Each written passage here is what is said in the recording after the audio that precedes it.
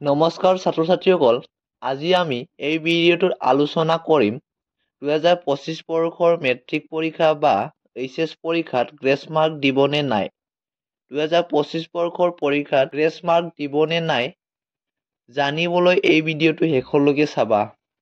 প্ৰথম কথাটো হ'ল গ্ৰেছ মাৰ্ক হ'ল এনেকুৱা এটা মাৰ্ক যদি তুমি 5 মাৰ্কতকৈ 2, 3 বা 4 কম পোৱা তেতিয়া সেই 2, 3 বা 4 দি পেলাই পাছ কৰি দিয়া হয়। সেইটোকে গ্ৰেছ মাৰ্ক বুলি কোৱা হয়। আৰু 2025 বৰ্ষত গ্ৰেছ মাৰ্ক দিব নে নাই এইটো মই তোমালোকক ক'ব বিচাৰো যে গ্ৰেছ মাৰ্কৰ কোনো ধৰণৰ নিয়ম নাই যে এই বৰ্ষত গ্ৰেছ মাৰ্ক দিয়া হ'ব বা 2025 বৰ্ষত গ্ৰেছ মাৰ্ক দিয়া নহয়। এইটো বৰ্ডৰ ওপৰত ডিপেণ্ড কৰে যে যদি তোমাক তেওঁলোকে ইচ্ছা কৰে দিবও পাৰে বা নিদিবও পাৰে। গ্ৰেছ মাৰ্ক দিয়াটো ইচ্ছাৰ কথা।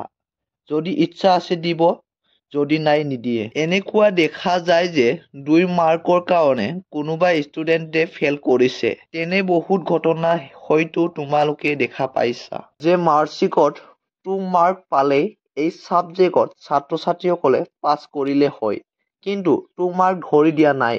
এনেকুৱাও হ'ব পাৰে কোনোবা এজন ছাত্ৰ-ছাত্ৰীক 5 মাৰ্কৰ কাৰণে 2 মাৰ্ক দি দিব পাৰে। এইটো বৰ্ডৰ ওপৰত ডিপেণ্ড কৰিব। মেণ্ডেটৰী নহয় যে গ্ৰেছ মাৰ্ক দিবই লাগিব। সেইকাৰণে মই আজিৰ এই ভিডিঅ'টোত বনাই আগতীয়াকৈ জনাই আছো। বহুতে ভিডিঅ' বনাব এক্সামৰ পাছত। তো এক্সামৰ পিছত জানি লাভ নাই। তোমালোকক আগতে জনাই দিছো যে এনেকুৱা ধৰণৰ যাতে কোনো কণ্ডিশ্যন তোমালোকৰ হ'ব নালাগে যে তুমি গ্ৰেছ মাৰ্কৰ কাৰণেহে ফেল কৰিছা। গ্ৰেছ মাৰ্কৰ আশা একেবাৰে নকৰিবা। তুমি অন্ততঃ 5 মাৰ্ক পৰীক্ষাত উঠাবলৈ চেষ্টা কৰিবা। এনেকো যাতে কোনো কণ্ডিশ্যন নাহে যে তোমালোকে 2 বা 3 মাৰ্কৰ কাৰণে সেইটো ছাবজেক্টত ফেল কৰাৰ কোনো কণ্ডিশ্যন নাহিবৰ বাবে মই এক্সামৰ আগতে ভিডিঅ'টো বনাই জনাই দিছো। প্ৰথমতে কৈছিলো যে গ্ৰেছ মাৰ্ক দিয়াটো কোনো মেণ্ডেটৰী নহয়। আৰু যদি তুমি কোনোবা এটা ছাবজেক্টত যদি 2 মাৰ্ক কমিছে তেনেতে তাত তেওঁলোকে দিবও পাৰে বা নিদিবও পাৰে। তাত তুমি নিদিলেও একো কৰিব নোৱাৰা।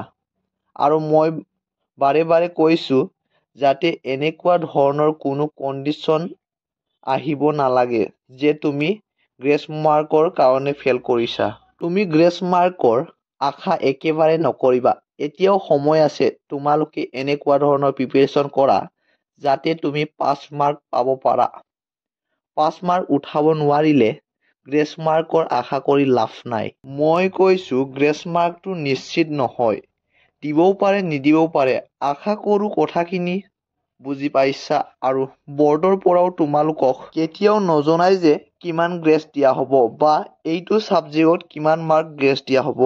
ছাত্ৰ-ছাত্ৰীসকল, আশা কৰো আজি এই আলোচনা কৰা কথাখিনি তোমালোকে বুজি পালা। যদি তোমালোকৰ বাবে হেল্পফুল হ'ল তেনেহ'লে like, comment, share and subscribe কৰিব নাপাহৰিবা। পুনৰ লগ পাম নতুন এটা ভিডিঅ'ৰ সৈতে। আজিলৈ ধন্যবাদ।